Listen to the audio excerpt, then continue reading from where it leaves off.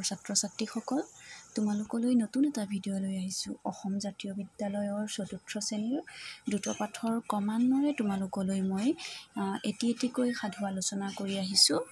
আহাচোন আজি আমি ভেকুলীৰ বিয়া এই সাধুটিৰ বাকী থকা প্ৰশ্ন উত্তৰসমূহ আলোচনা কৰোঁ।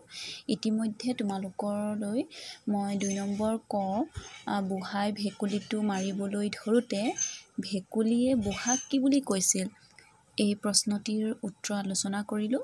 আজি তাৰ পাছত খটো হ'ব ৰজাক ভেকুলীয়ে কিয় গালি পাৰিছিল। আহাচোন কিয় গালি পাৰিছিল তাকে আমি চাওঁ। এইটো চোৱা, ৰজাক ভেকুলীয়ে কিয় গালি পাৰিছিল? উত্তৰটো হ'ব ভেকুলীয়ে হাল বাই আলি দিয়া মাটিডৰাৰ ওপৰেদি ৰজাই গছকি আলিটো ভাঙি তহিলং কৰি দিয়া বাবে ভেকুলীয়ে ৰজাক গালি পাৰিছিল।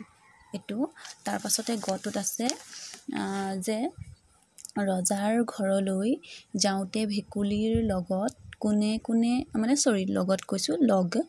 কোনে লৈছিল। ৰজাৰ ঘৰলৈ যাওঁতে ভেকুলীৰ লগ সিংহ, বাঘ, ভালুক, মৌ, বৰল, কুন্দু আদিয়ে লৈছিল। কোনে কৈছিল আৰু কাক কৈছিল?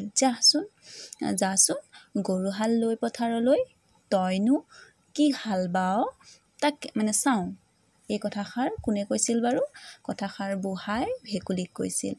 খটোত তই গোট কৰাই কি কৰিবি, বুঢ়ীয়ে ভেকুলীক কৈছিল।